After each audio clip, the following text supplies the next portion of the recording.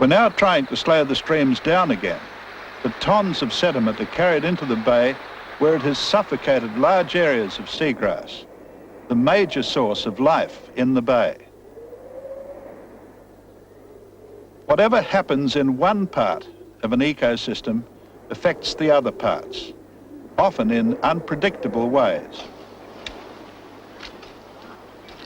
To investigate the mudflats of Western Port, you must squelch through an incredibly rich food source. Packed with decaying seagrass and mangrove leaves, it supports a teeming life which make it a feasting ground for birds like the white-faced heron.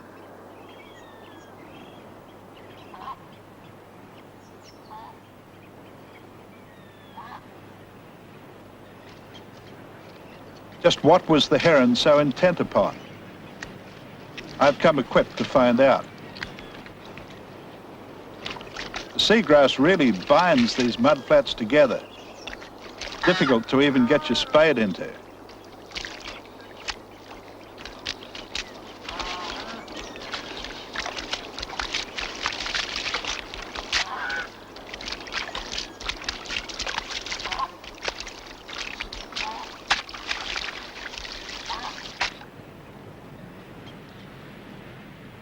You don't become aware of the richness of these mudflats until you start digging about with sieves for the small vertebrate and invertebrate life that's below the surface. These are snapping shrimps that live in burrows in the sand and snap with that great big right-hand claw they've got.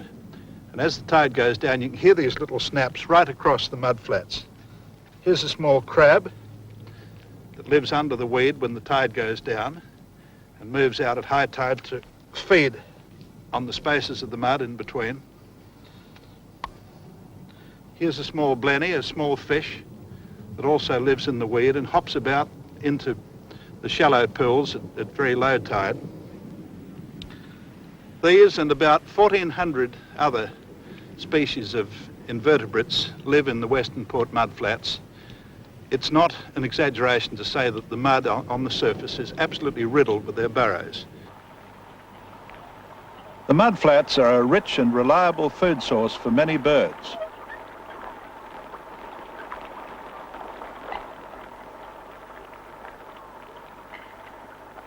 These mangroves are amongst the southernmost to be found in the world.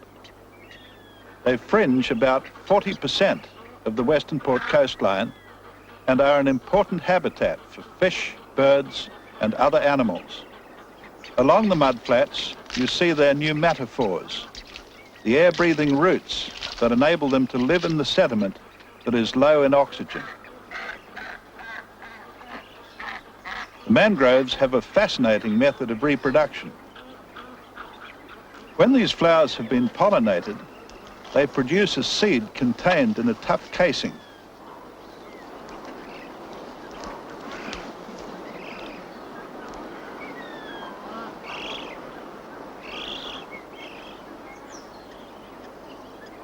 The pods fall to the mud in great numbers.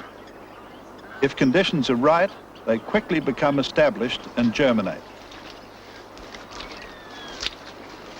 If I look around, I should be able to find one that's taken root.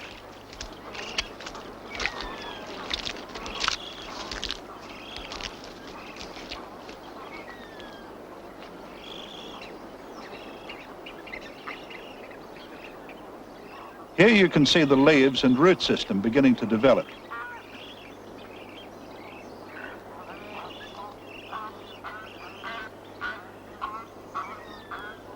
All around are the new plants which have become established. The mangroves are really like a first line of defense against the sea. And as you move in behind them, you find yourself in another very interesting environment, the salt marsh.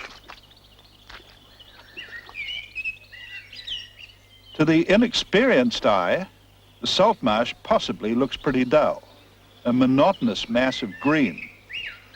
But when you begin to examine it closely, you find it is a system with a very definite order and pattern. First, the mangrove zone gives way to shrubby glasswort, a bush with succulent leaves. The zoning of these plants reflects the amount of inundation from salt water and the amount of freshwater drainage from the land. The next zone you find is that of beaded glasswort, which covers the ground in a great carpet. Each of these zones supports particular species of plant and animal life.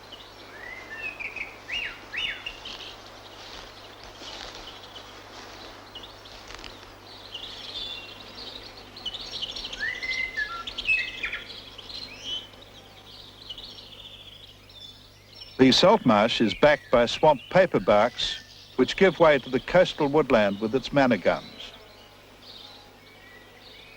Obviously, it's a sensitive system, and human activities can badly disrupt it. These mangroves have been killed by the dumping of material dredged from the boating channel. A drain emptying into the salt marsh releases fresh water, which affects the critical degree of salinity. The salt marsh dies, and freshwater plants like kumbungi take over.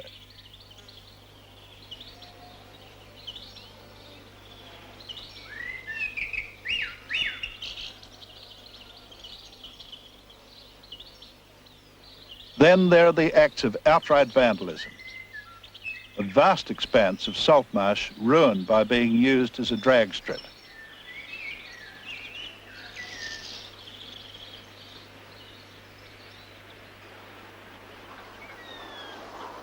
Not all man's activities are destructive. Sometimes we can help nature along.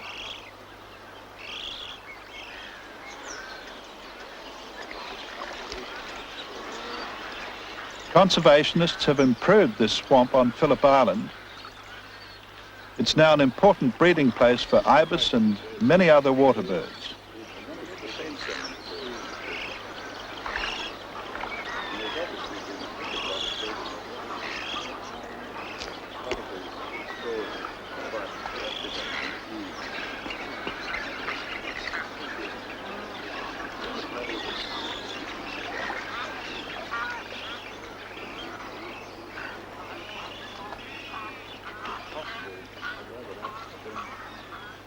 I explored it with Charles Nancaro, the Fisheries and Wildlife Officer on the island.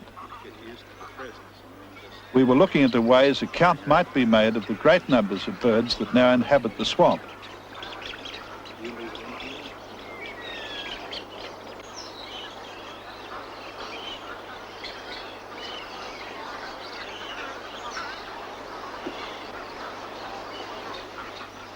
The ibis can be found here most of the year. They usually start to breed about July, and many chicks can be seen by spring.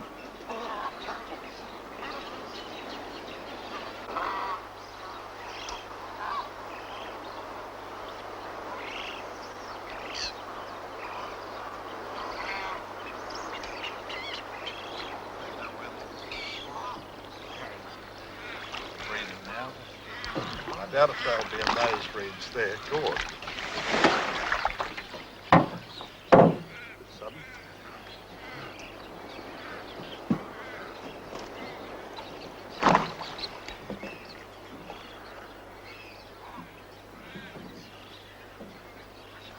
There's a heck of a lot of birds in the trees there. More than I think I've ever seen here before. I wonder how we go with an aerial camp or something, just flying over. Probably fairly well, I'd imagine, once the birds had settled a bit.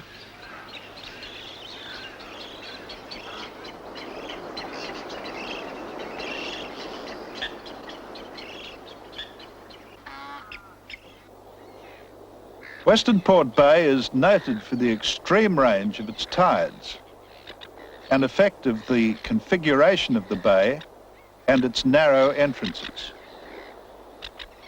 This is low tide at the Nit, the mouth of an estuary on Phillip Island. The incoming tide sets a table of seafood for the birds and then withdraws to lay it bare for them to feed on.